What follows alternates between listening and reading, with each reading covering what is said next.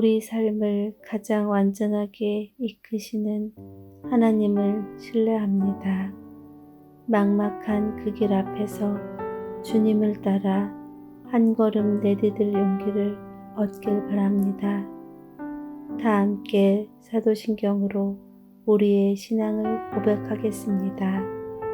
전능하사 천지를 만드신 하나님 아버지를 내가 믿사오며 그의 외아들 우리 주 예수 그리스도를 믿사오니 이는 성령으로 잉태하사 동정녀 마리아에게 나시고 본디오 빌라드에게 고난을 받으사 십자가에 못 박혀 죽으시고 장사한 지 사흘 만에 죽은 자 가운데서 다시 살아나시며 하늘에 오르사 전능하신 하나님 우편에 앉아 계시다가 저리로서 산자와 죽은 자를 심판하러 오시리라.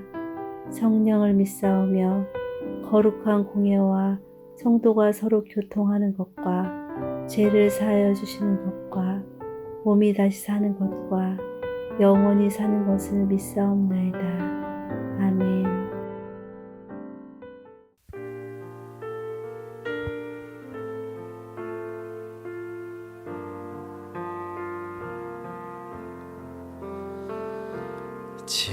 짐이 무거우냐 홀로 지고 가기에 험한 데로 갈까 두렵지는 않느냐 온갖 일에 매여 고달프진 않느냐 주가 도우시리 요청만 하며 슬픈 절망으로 벅찬 삶을 사느냐 장래 모든 걱정 너를 짓누르느냐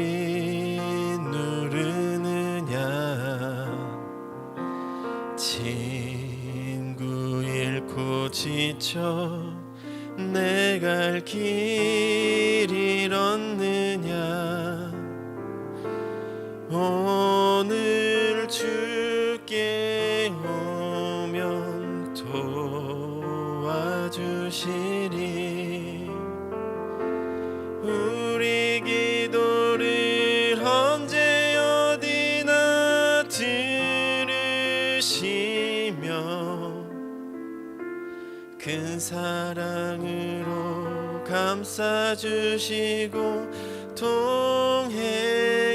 동행하니 내가 실망할 때 기억해야 할 것은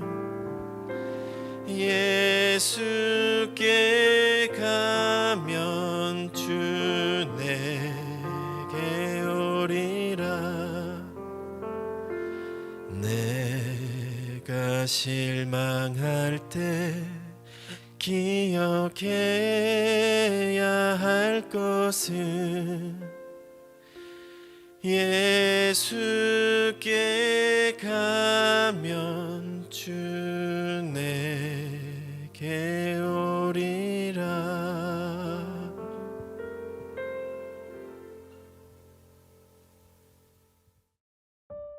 오늘 우리가 함께 나눌 말씀은 예레미야 2장 1절부터 13절입니다. 여호와의 말씀이 내게 임하니라. 이르시되 가서 예루살렘의 귀에 외칠지니라. 여호와께서 이와 같이 말씀하시기를 내가 너를 위하여 내 청년 때의 인애와 내 신혼 때의 사랑을 기억하노니 곧 씨 뿌리지 못하는 땅 그 광야에서 나를 따랐음이니라. 이스라엘은 여호와를 위한 성물 곧 그의 소산 중 첫 열매이니 그를 삼키는 자면 모두 벌을 받아 재앙이 그들에게 닥치리라. 여호와의 말씀이니라. 야곱의 집과 이스라엘의 집 모든 족속들아 여호와의 말씀을 들으라. 나 여호와가 이와 같이 말하노라. 너희 조상들이 내게서 무슨 불의함을 보았기래 나를 멀리하고 가서 헛된 것을 따라 헛되이 행하였느냐. 그들이 우리를 애굽 땅에서 인도하여 내시고 광야 곧 사막과 구덩이 땅, 건조하고 사망의 그늘진 땅, 사람이 그곳으로 다니지 아니하고 그곳에 사람이 거주하지 아니하는 땅을 우리가 통과하게 하시던 여호와께서 어디 계시냐 하고 말하지 아니하였도다. 내가 너희를 기름진 땅에 인도하여 그것의 열매와 그것의 아름다운 것을 먹게 하였거늘 너희가 이리로 들어와서는 내 땅을 더럽히고 내 기업을 역겨운 것으로 만들었으며 제사장들은 여호와께서 어디 계시냐 말하지 아니하였으며 율법을 다루는 자들은 나를 알지 못하며 관리들도 나에게 반역하며 선지자들은 바알의 이름으로 예언하고 무익한 것들을 따랐느니라.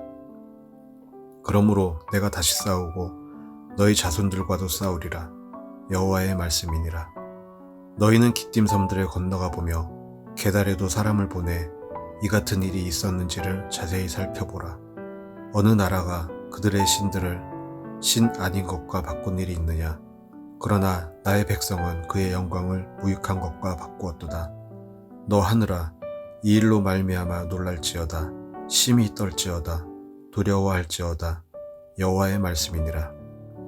내 백성이 두 가지 악을 행하였나니 곧 그들이 생수의 근원되는 나를 버린 것과 스스로 웅덩이를 판 것인데 그것은 그 물을 가두지 못할 터진 웅덩이들이니라. 아멘.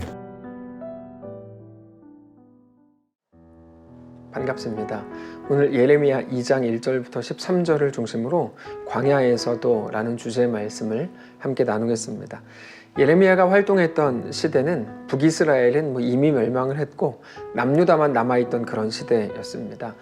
남유다는 항상 자기들에게 자부심을 가지고 있었습니다. 북이스라엘은 다윗 왕조로부터 떨어져 나가서 차려진 태생부터 어긋난 나라였던 반면 자기들 남유다는 다윗 왕조에 대한 하나님의 언약을 여전히 가지고 있고 특별히 자기들에게는 성전이 있고 최근에는 종교개혁까지 훌륭하게 이루어가고 있었기 때문에 우리는 북이스라엘과 다르다. 우리는 절대로 망하지 않는다. 이런 마음, 이런 낙관론을 가지고 있었습니다.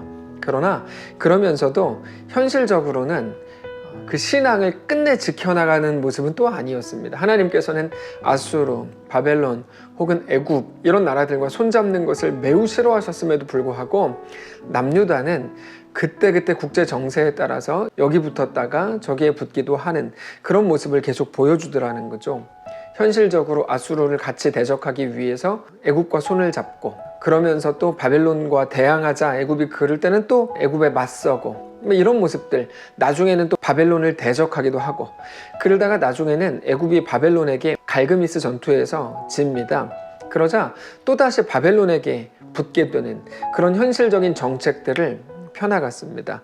그러는 와중에 예레미야가 하나님 말씀을 전합니다. 야, 니네는 망한다. 하나님께서 징계하신다. 이렇게 외치니까 야, 우리한테 성전도 있고 다윗 왕조도 있고 종교개혁도 이뤘는데 우리가 어떻게 망하냐. 하나님도 우리를 망하게 할 수 없다. 이렇게 맞받아쳤죠. 다시 말해서 예레미야의 말을 곱게 본 사람은 아무도 없었습니다. 근데 사실 예레미야의 말은 하나님의 말씀이었죠. 하나님께서는 애굽이나 아수르, 결국에는 바벨론까지도 그 모두가 너희가 의지할 대상이 아니라 이렇게 말씀을 하십니다. 오히려 너희는 그들의 포로가 될 것이다. 그게 어제 나누었던 재앙이 북방에서 일어나 모든 주민들에게 부어지리라 였습니다. 결국에 예레미야를 통해서 선포됐던 그 말씀들은 모두 성취가 됩니다. 애굽에게 요시야가 죽고 여호야긴으로 이어지다가 성전이 파괴됐고 마지막 왕이었던 시드기야는 두 눈이 뽑히고 바벨론의 포로로 끌려갑니다. 그러면 단순하게 생각해 볼 때 회개하면 되는 거 아닌가? 왜 그렇게 회개를 하지 않는가? 근데 그거는 그렇게 간단한 문제가 아니었습니다. 왜 그런가 하면 시대 전반적으로 흐르는 낙관론이 있었기 때문입니다.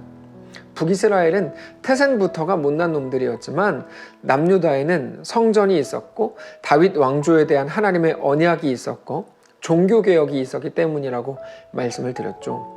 물론 그것들이 거짓이 아닙니다. 하나님도 그것들에 대해 칭찬하십니다. 2절인데요. 가서 예루살렘의 귀에 외칠지니라. 여호와께서 이와 같이 말씀하시기를 내가 너를 위하여 내 청년의 때에 이내와 내 신혼의 때의 사랑을 기억하노니 곧 씨 뿌리지 못하는 땅 그 광야에서 나를 따랐음이니라. 분명히 하나님께 충성했고 신부처럼 따랐고 특별히 아무것도 바라볼 것 없는 광야에서조차 하나님을 따랐다 이렇게 말씀을 하십니다. 여기 마지막에 나오는 광야에서도 하나님을 따랐다는 이 말이 너무나 중요합니다. 그거는 아무것도 없는 곳에서도 오직 하나님만을 신뢰하고 주님만을 바라보았다는 말이기 때문입니다. 근데 그게 나중에 어떻게 바뀝니까? 7절입니다. 내가 너희를 기름진 땅에 인도하여 그것의 열매와 그것의 아름다운 것을 먹게 하였거늘 너희가 이리로 들어와서는 내 땅을 더럽히고 내 기업을 역겨운 것으로 만들었으며 제사장들은 여호와께서 어디 계시냐 말하지 아니하였으며 율법을 다루는 자들은 나를 알지 못하고 관리들도 나에게 반역하며 선지자들은 바알의 이름으로 예언하고 무익한 것들을 따랐느니라. 그러니까 광야에서도 주를 따르고 충성했던 이스라엘 백성들이 이제는 생수의 근원을 버리고 스스로 웅덩이를 파더라는 겁니다. 근데 그 자리가 어디냐면 먹고 살만해진 곳, 젖과 꿀이 흐르는 가나안 땅에 있는 것 같은 곳에서 그곳에서조차 이제는 자기들의 살 길을 더 스스로 만들고 있더라는 겁니다. 13절입니다. 내 백성이 두 가지 악을 행하였나니 곧 그들이 생수의 근원이 되는 나를 버린 것과 스스로 웅덩이를 판 것인데 그것은 그 물을 가두지 못할 터진 웅덩이들이니라. 사실 두 가지를 말씀을 하셨지만 그건 한 가지죠. 하나님을 버리면서 자기들이 먹고 살 만한 자기들만의 방식을 구축해 나가기로 한 겁니다. 너희는 이제 땅이 물을 낸다고 믿는구나. 그러나 생수의 근원은 땅이 아니라 나다 이런 말입니다. 너희가 붙들고 의지하는 애굽, 국제 정세, 아니 더 본질적으로는 성전을 가진 것, 다윗 왕조라는 사실, 종교개혁을 이루었다고 하는 그 어떤 것도 너희를 온전히 붙들어 줄 수 없다는 것이죠. 너희를 붙들고 일으키고 살게 하는 근원은 오직 나 여호와다 이렇게 말씀하시는 겁니다. 이 모든 말씀들은 물론 역사적인 근거를 가지고 예레미야가 외친 거지만 모든 것이 상징성이 있는 것들입니다. 행복하게 해줄 것처럼 보여지는 모든 것들이 세상에 너무나 많습니다. 이것도 가져야 될 것 같고 저것도 가져야 될 것 같은 그런 것들이 너무 많습니다. 아이를 더 잘 키우기 위해서, 가정이 더 행복하기 위해서, 더 건강하기 위해서, 더 편안한 삶을 살기 위해서 가져야 될 것들이 너무 많습니다. 근데 우리는 자주 광야에 혼자 있는 것처럼 느껴지죠. 아무것도 할 수 없고 나를 채워줄 수 있는 게 아무것도 없다고 느낍니다. 그래서 더 우물을 파는 건지도 모릅니다. 근데 여러분 사실 그때의 그 느낌은 하나님을 바라보라고 하는 우리 영혼의 사인이라는 것을 기억하셔야 합니다. 우리 속에서부터 올라오는 사인입니다. 내 영혼아 하나님의 여호와를 바라라.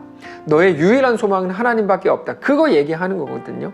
하나님을 바라볼 때 우리는 아무것도 우리에게 제공해 줄 수 있는 것이 없는 그 광야에서 있어도 우리는 풍성할 겁니다. 그게 하나님이 예레미야를 통해 하시는 말씀입니다. 너는 광야에서 나를 따랐음이니라. 그러나 지금은 생수의 근원이 되는 하나님을 버리고 스스로 웅덩이를 판다는 거죠. 왜요? 그게 더 좋아 보였기 때문입니다. 근데 그게 함정입니다. 더 좋아 보이는 거. 하나님으로 만족하지 못하는 것입니다. 근데 우리 하나님은 우리의 전부가 되기를 원하십니다. 하나님이 우리의 근원이신 것을 우리가 매일같이 고백하기를 하나님이 원하십니다. 광야에서도 나를 따랐음이니라. 사랑하는 성도 여러분, 오늘 우리 삶에 이 고백이 있게 되시기를 원합니다. 지금 우리의 시선, 지금 우리의 판단, 지금 우리의 모든 것에 우리는 늘 지배당합니다. 지금 당장에 늘 전부인 것처럼 느끼는 것이죠. 그러나 우리가 조금만 더 멀리 보면 하나님께 온전히 나아가는 하나님이 기뻐하시는 성도로 설 수가 있습니다. 이게 가정 안에서 자주 자신감으로 나타납니다. 지금이 전부라면 광야에서 죽었다 깨나도 안심할 수가 없습니다. 심지어 젖과 꿀이 흐르는 가나안에 들어갔다고 해도 웃을 수 없습니다. 주님 제발 좋은 중학교, 좋은 고등학교 보내주십시오. 갖다 칩시다. 거기에 가면 또 다른 것들 때문에 애쓰고 고민하게 될걸요. 더 좋은 학원, 더 좋은 과외 선생님, 그러다 대학에 갖다 칩시다. 그러면 끝납니까? 그렇지 않습니다. 여러분 속지 마십시오. 그게 전형적인 함정입니다. 광야에서도 나를 따랐습니다. 그것과 가나안에서도 우물을 파고 있는 거죠. 이 두 가지가 보여주는 그림의 대조가 오늘 우리의 삶에 너무나 선명하게 드러나는 것입니다. 가나안에 들어갔어요. 근데 뭔가를 막 하고 있어요. 못 웃어요. 또 뭐 하고 있어? 땅 파고 있어요. 뭐해? 우물을 만들어야 된다는 거죠.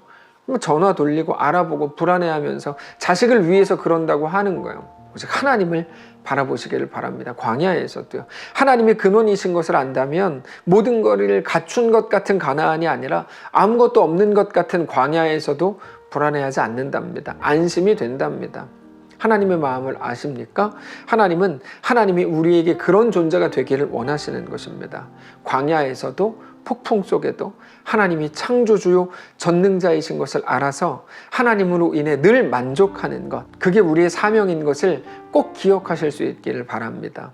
오늘 우리에게 주어진 또 하루의 삶에서 오직 하나님을 바라보시고 하나님을 자랑하시고 하나님이 나의 전부이신 것을 그렇게 확인하는 거룩한 날이시기를 바랍니다. 한번 기도하겠습니다. 살아계신 하나님, 오늘 하루 우리에게 허락하시니 감사합니다. 주의 말씀 붙들고 승리하기를 원합니다. 모든 것을 가진 그 자리에서 또 우물을 파고 앉아 있었던 게 우리의 모습인지도 모릅니다. 오히려 반대이기를 원합니다. 아무것도 없는 광야에서도 주님만을 바라보며 예수와 함께 기뻐하고 주님과 함께 승리하는 귀한 우리의 삶이기를 원합니다.